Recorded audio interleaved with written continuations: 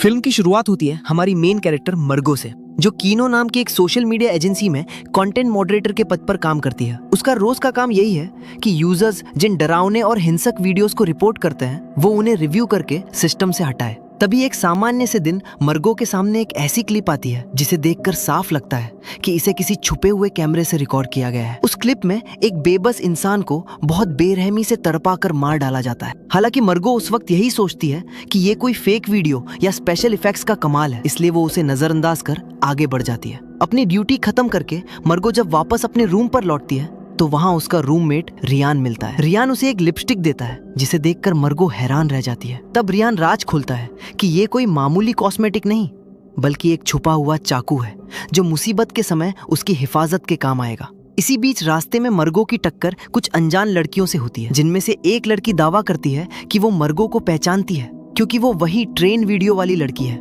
इस रहस्यमयी train video का क्या चक्कर है ये राज आगे खुलेगा। अगले दिन जब मर्गो वापस दफ्तर में अपनी स्क्रीन के सामने बैठती है तो दोबारा ठीक उसी तरह का एक और वीडियो उसके सामने आ जाता है। इस बार मंजर और भी ज्यादा खौफनाक, क्योंकि वीडियो में एक लाचार शख्स को कुर्सी से जकड़कर बिजली के झटके दिए जा रहे थे और वो तड़प तड़प कर दम तोड़ रहा था। ये भयानक नजारा मर्गो के होश उड़ा देता है और वो तुरंत अपने मैनेजर जॉश को बुलाती है, मगर जॉश उसकी बात को हवा में उड़ाते हुए कहता है कि आजकल की एडवांस टेक्नोलॉजी और एआई के जमाने में किसी भी नकली चीज को बिल्कुल असली बनाकर पेश किया जा सकता है। वो मर्गो को हिदायत देता है कि वो इन सब फालतू बातों को भूलकर अपने काम पर ध्यान लगाए। दूसरी तरफ कहानी में एंट्री होती है आर्थर नाम के एक सीधे साधे दिखने वाले लड़के की, जो एक मोबाइल रिपेयरिंग शॉप पर काम करता है। लेकिन इस मासूम चेहरे के पीछे असल में इस कहानी का सबसे बड़ा साइकोपैथ सीरियल किलर छुपा हुआ है। आर्थर दुकान पर आने वाले ग्राहकों के फोन से उनका पर्सनल डेटा चुराता है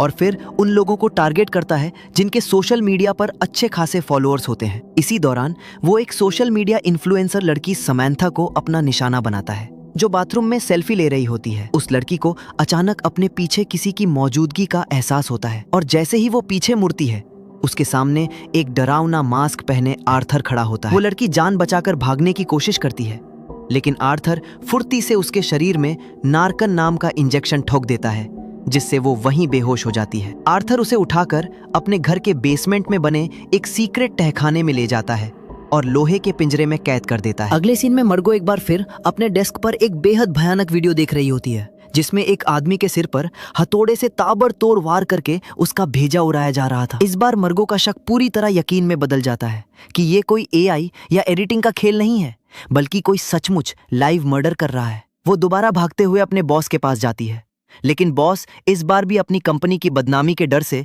पुलिस को बताने से साफ मना कर देता है और मर्गो को चुप रहने की धमकी देता है। उसी रात मर्गो को एक बेहद डरावना सपना आता है, जिसमें वो रेलवे ट्रैक के पास खड़ी है और उसके साथ एक और लड़की है। ट्रेन के आते ही मर्गो तो खुद को बचा लेती है, मगर दूसरी लड़की का पैर फिसल जाता है और वो ट्रेन के नीचे आ जाती है। इस खौफनाक सपने से मर्गो की आंखें खुल जाती हैं और वो आधी रात को ही अपना लैपटॉप खोलकर उस कातिल का सुराग ढूंढने में लग जाती है। वो समझ चुकी थी कि उसका सामना एक बहुत ही खतरनाक शैतान से हुआ है। इसी बीच आर्थर अपने नए शिकार की तलाश पूरी कर चुका होता है। वो रास्ते में एक अनजान आदमी के सामने अपने हाथ पर नकली चोट दिखाकर मदद मांगता है। वो इंसान आर्थर को अपने घर के अंदर ले जाता है और बातों बातों में बताता है कि वो एक टीवी न्यूज एंकर है।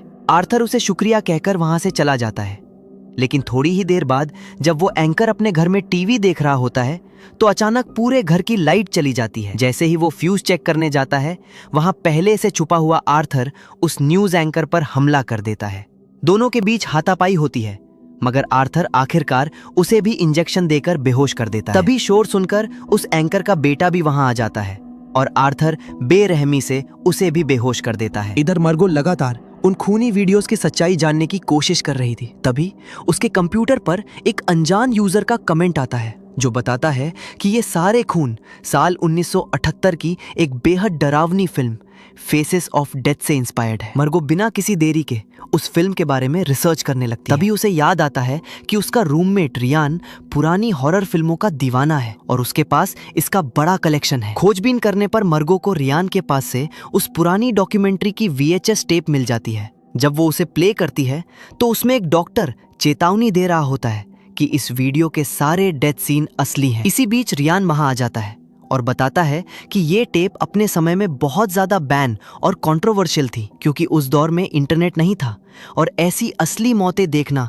लोगों के दिमाग हिला देता था। मर्गो अब डिसाइड करती है कि कैसे भी कर वो उस किलर को बेनकाब करके ही दम लेगी। कातिल को जाल में फंसाने के लिए मर्गो एक मास्टर प्लान तैयार करती है। वो अपने बॉस जॉश के पास जाकर उसे एक महंगे म्यूजिक कॉन्सर्ट की टिकट गिफ्ट करती है। बॉस काम का बहाना बनाता है तो मर्गो उसे भरोसा दिलाती है कि उसका सारा पेंडिंग काम वो खुद निपटा देगी। बॉस खुश होकर वहां से चला जाता है। रात होते ही जब पूरा ऑफिस खाली हो जाता है, मर्गो मौका पाकर बॉस के कंप्यूटर सिस्टम को हैक करती है और कंपनी का सारा सीक्रेट डेटा एक हार्ड ड्राइव में कॉपी कर लेती है। अब सीन दोबारा आर्थर के बेसमेंट पर आता है, जहां वो पिंजरे में बंद समंथा को जबरदस्ती पिज्जा खिलाने की कोशिश करता है। उसके बाद वो न्यूज एंकर को एक दूसरे कमरे में ले जाता है और उसके हाथ में एक लोडेड गन थमाकर कहता है कि या तो वो आर्थर को गोली मार दे या मरने के लिए तैयार हो जाए। आर्थर इस पूरे ड्रामे को लाइव रिकॉर्ड कर रहा था। जैसे ही वो एंकर खुद को बचाने के लिए ट्रिगर दबाने वाला होता है, आर्थर चालाकी से अपने हाथ में छुपा रिमोट दबा देता है। रिमोट दबते ही कमरे में सजे हुए पुतलों के हाथों में लगी असली राइफल्स अपने आप अंधाधुंध फायरिंग शुरू कर देती है और वो न्यूज एंकर वहीं दम तोड़ देता है। आर्थर इस वीडियो को इंटरनेट पर डालता है, लेकिन थोड़ी देर बाद जब एक यूजर इसे फेक बता देता है तो इस साइकोपैथ का गुस्सा 7वें आसमान पर पहुंच जाता है। इसके बाद फिल्म का सबसे सस्पेंस से भरा सीन आता है, जहां स्क्रीन 2 हिस्सों में बंट जाती है। एक तरफ मर्गो रेडिट फोरम पर उस किलर की सच्चाई ढूंढ रही होती है, तो दूसरी तरफ आर्थर भी उसी फोरम पर ऑनलाइन होता है। आर्थर की नजर मर्गो के कमेंट्स पर पड़ती है और वो उसे जाल में फंसाने के लिए एक स्पैम लिंक भेज देता है। मर्गो बिना सोचे समझे जैसे ही उस लिंक को ओपन करती है, आर्थर पल भर में उसकी लाइव लोकेशन ट्रैक कर लेता है और मर्गो को इस बात का जरा भी अंदाजा नहीं हो पाता। वहां से मर्गो तुरंत पुलिस स्टेशन दौड़ती है और उन लाइव मर्डर्स के सबूत देती है, लेकिन पुलिस वाले उसकी बात को मनगढ़ंत कहानी मानकर खारिज कर देते हैं, क्योंकि उन्हें मर्गो का पुराना बैकग्राउंड पता था। असल में उन्हीं पुलिस वालों ने मर्गो का वो पुराना ट्रेन वाला वीडियो लीक किया था। मर्गो हिम्मत नहीं हारती और खुद ही किलर को ढूंढने का फैसला करती है। वो रोते हुए रियान को बताती है कि वो और उसकी बहन सिर्फ एक प्रैंक वीडियो शूट कर रहे थे, लेकिन अचानक उसकी बहन का पैर फिसल गया और वो ट्रेन के नीचे आ गई, जिसके बाद से पूरी दुनिया उसे ट्रोल करती है। मर्गो अब साबित करना चाहती थी कि वो किसी की जान की कीमत जानती है, लेकिन वो इस बात से अनजान थी कि आर्थर उसका पता निकाल चुका है और उसके घर के बाहर पिछले हिस्से में सही मौके का इंतजार कर रहा था। आर्थर दबे पांव अपार्टमेंट के अंदर दाखिल होता है और सीधे मर्गो के फ्लैट के दरवाजे तक पहुंच जाता है। इसी दौरान रियान वॉशरूम से नहाकर बाहर निकलता है। उसे बिल्कुल अंदाजा नहीं था कि आर्थर पहले से ही हॉल में छुपा हुआ था। जैसे ही रियान फ्रिज से बियर की केन निकालकर मुड़ता है, आर्थर पीछे से उस पर हमला करता है। दोनों के बीच हाथापाई होती है, लेकिन आर्थर मौका देखकर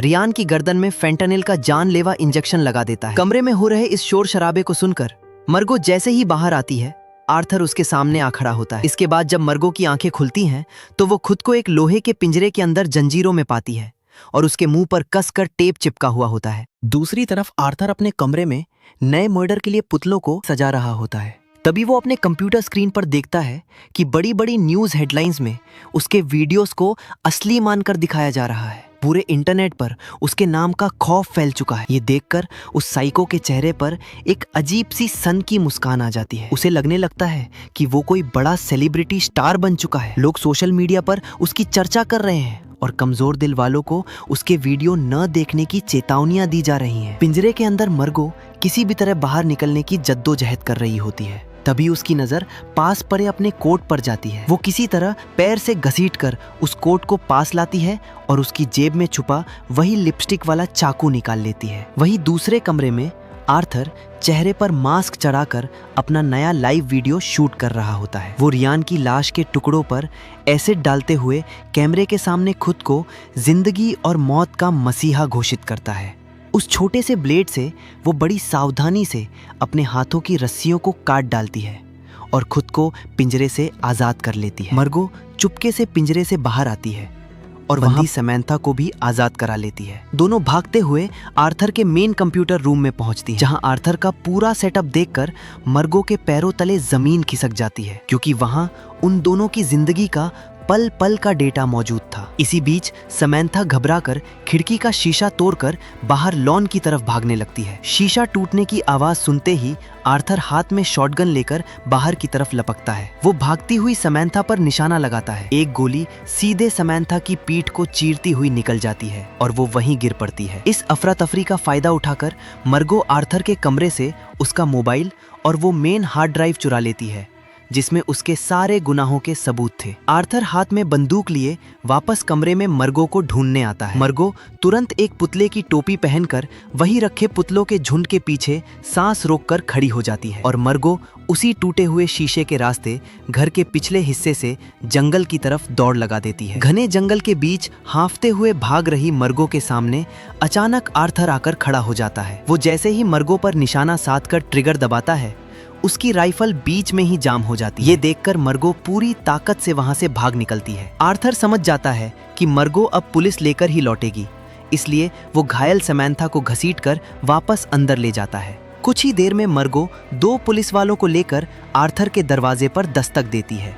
आर्थर बहुत ही शातिर तरीके से एक शरीफ और डरे हुए इंसान का नाटक करते हुए दरवाजा खोलता है। वो पुलिस वालों को पट्टी पढ़ाता है कि ये लड़की दिमागी तौर पर बीमार है और इसे मर्डर मिस्ट्रीज देखने का ऐसा चस्का है कि ये आए दिन सीधे साधे लोगों को कातिल बताकर परेशान करती है। पुलिस वाले मर्गो की एक भी दलील नहीं सुनते और उल्टा उसे ही पागल समझकर जबरदस्ती गाड़ी में डालकर अस्पताल भेज देते हैं। अब कहानी अपने आखिरी और सबसे रोंगटे खड़े कर देने वाले क्लाइमैक्स की तरफ बढ़ती है। मर्गो अस्पताल में भर्ती होती है जहां एक नर्स उसका इलाज कर रही होती है, लेकिन आर्थर दूर गलियारे से चुपचाप उस पर नजर रख रहा होता है क्योंकि उसका फोन और हार्ड ड्राइव अभी भी मर्गो के पास। वो मर्गो के फोन पर एक मैसेज भेजता है कि अगर समंथा की सलामती चाहती है तो वो सारे सबूत लेकर उसके पुराने ठिकाने पर आ जाए। मर्गो डर से कांपती हुई रात के अंधेरे में दोबारा उस खौफनाक घर के सामने पहुंचती है। आर्थर बंदूक की नोक पर उसे अंदर ले जाता है और सनकी अंदाज में हंसते हुए पूछता है कि क्या वो उसके इस खूनी खेल की फैन बन चुकी है। मर्गो गुस्से में तमतमा कर कहती है कि वो उसकी फैन नहीं बल्कि उसका अंत है। आर्थर हंसते हुए कहता है कि बड़ी बड़ी डार्क वेब कंपनियां और लोग इस तरह का असली मर्डर देखना पसंद करते हैं और मर्गो को तो उसका एहसान मानना चाहिए कि उसकी बदौलत वो भी इंटरनेट पर अमर होने वाली है। वो मर्गो को धक्का देते हुए एक बेहद डरावने कमरे में ले जाता है जिसे उसने रेड रूम का नाम दिया था। वहां का नजारा देखकर मर्गो की चीख निकल जाती है। छत से लटके 2 पुतलों के ऊपर समंथा और उस पिंजरे वाले लड़के के कटे हुए असली सिर फिट किए हुए थे। दोस्तों, आर्थर अब एक सिरिंज निकालता है और मर्गो को खुद ही वो जहर इंजेक्ट करने को कहता है। मर्गो जैसे ही इंजेक्शन इंजेक्ट करती है, डर और सदमे से फर्श पर गिर पड़ती है। आर्थर हंसते हुए कहता है कि जैसे उसकी बहन गई वैसे ही वो भी अब अपनी बहन के पास जाने वाली है। लेकिन ठीक उसी पल मर्गो उस लिपस्टिक वाले चाकू से पूरी ताकत के साथ आर्थर पर हमला कर देती है। आर्थर चीखते हुए पीछे गिरता है और मर्गो बिना वक्त गवाए उसके पैरों पर वार करना शुरू कर देती है। दोनों के बीच एक खूनी और जानलेवा जंग शुरू हो जाती है जहां दोनों का पूरा शरीर खून से लथपथ हो जाता है। आर्थर एक प्लास्टिक की शीट से मर्गो का मुंह दबाने लगता है जिससे मर्गो का दम घुटने लगता है। तभी मर्गो पास पड़े पुतले बनाने वाले एक भारी लोहे के टूल को उठाने की कोशिश करती है। मर्गो अपनी आखिरी बची कुची ताकत समेटती है और पासा पलटते हुए वो भारी औजार सीधे आर्थर के सीने के पार उतार देती है। आर्थर फर्श पर तड़पते हुए अपनी आखिरी सांसें ले रहा होता है। तभी मर्गो उसके पास झुकती है और मुस्कुराकर एक बड़ा राज खोलती है।